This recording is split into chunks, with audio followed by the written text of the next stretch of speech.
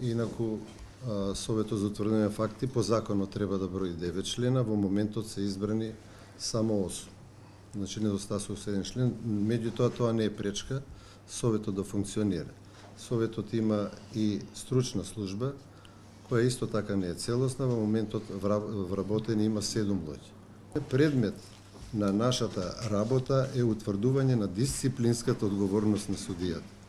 Не ги коригираме одлуките на судовите, бидејќи одлука на суд може да ја коригира само повисок суд. Поколку се исцрпат сите судови во Република Македонија, следната фаза е судот во Страсбур. Значи, да не дојде до некоја заблуда дека ние правиме некоја си ревизија во работата на судовите. Значи, нашата работа е дел од дисциплинската одговорност на судиите, која е дефинирана во Законот за судовите.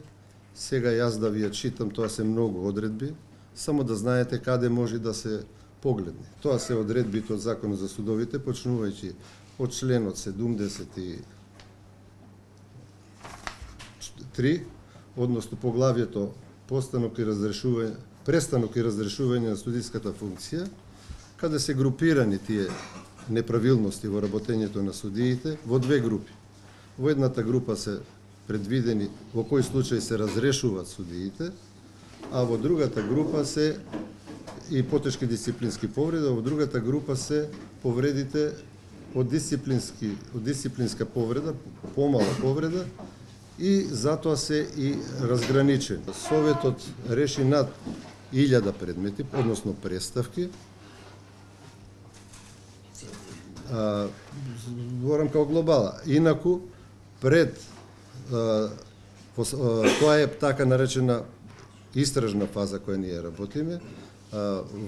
Пред судскиот совет во моментот се наоѓаат само 3 постапки, односно барање за поведување на 3 постапки, кои уште не се отпочнати од страна на судскиот совет. Нас не ни е познато од кои причини, не сме известени, ние таму сме веќе странка, ќе ви објаснам како доаѓа до тоа. Јас намерно не ги прочитав за да не ве оптеретувам. Инаку, неправилностите, уште еднаш потенцирам, се наведени во Законот за судовите и децидно се објаснети кои се тие неправилности. За суштествени повреди, ние не ја посматраме првостепената одлука, затоа што тоа се во суштина жалбени наводи. И тие жалбени наводи ги разгледува повисокиот суд. Ние зборуваме за повреди од друга природа.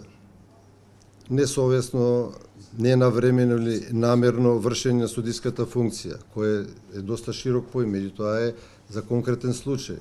Например, неовластено издавање квалификувани информации. Да, има многу, сега да не ги читам сите, најчеста повреда кај судиите е долго трајање на постапката.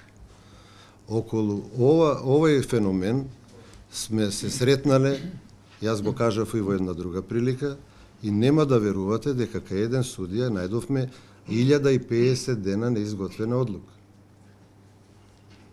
Тој судија, ајде е само една, најдовме повеќе, меѓутоа оваа одлука беше неизготвена повеќе од 3 години. И сега нормално е дека на таков судија не му е местото во судот. Во законот стои тројца од редот на пензионирани суди. По име и презим, па затоа го зедов. Членови од редот на пензионирани суди во Советот се Фатон Пачуков, поранешен судија во Врховен суд.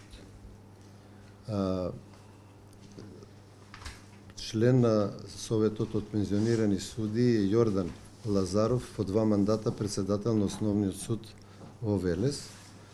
И третиот член е Злата Стамболиска, судија од Управниот суд. Од редот на пензионирани јавни обвинители се Иван Јакимовски, обвинител од јас знам дека е по Потео Крива Паланка, иначе бил обвинител најверојатно и повисок некаде. Кире Секуловски, јавен обвинител по потекло од Битола, иначе во еден мандат и бил член на Советот на јавни обвинители.